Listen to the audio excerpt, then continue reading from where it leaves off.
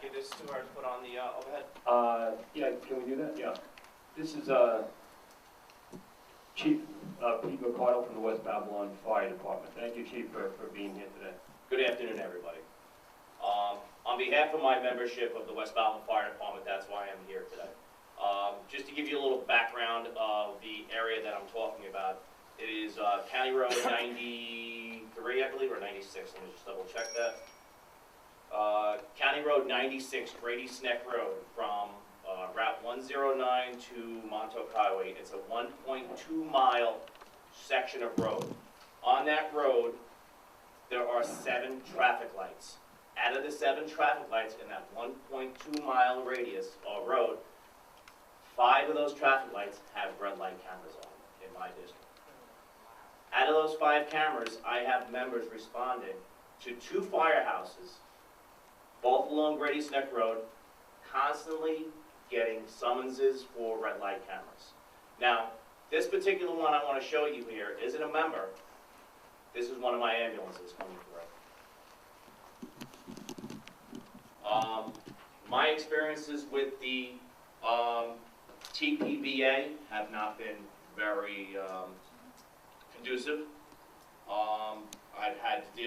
We deal with a woman over at County Press named Ruth Palladino, who is the supervising agent over at TVPA. One of my members had a summons for going through a red light, responding to a cardiac call, and her response to my member, or to Ruth Palladino, was, let me just get my notes here.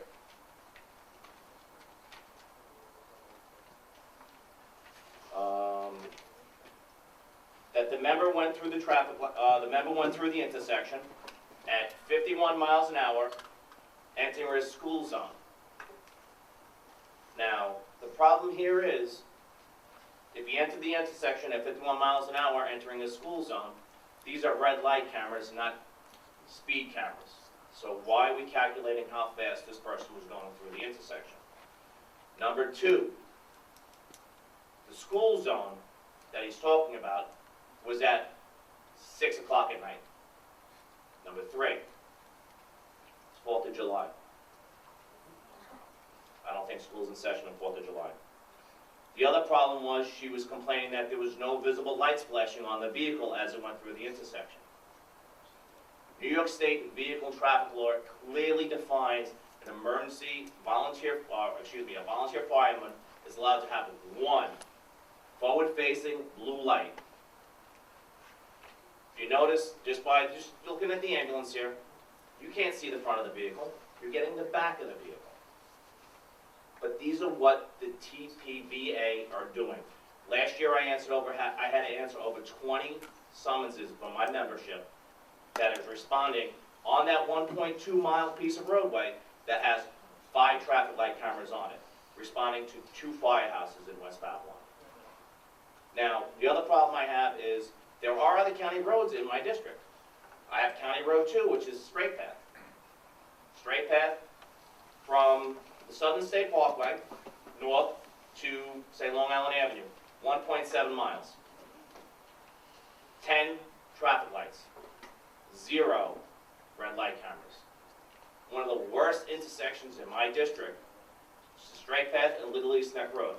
Not even a consideration of a traffic light camera.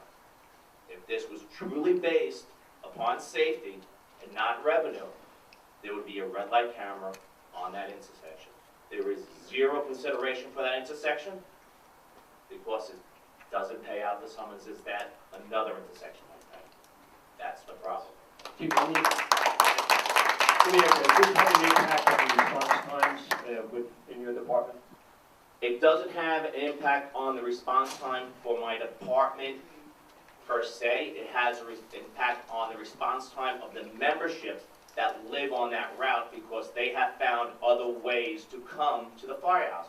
So instead of them getting there within 3 minutes, they have to take a long route. It's taken 4 or 5 minutes for my membership to get there.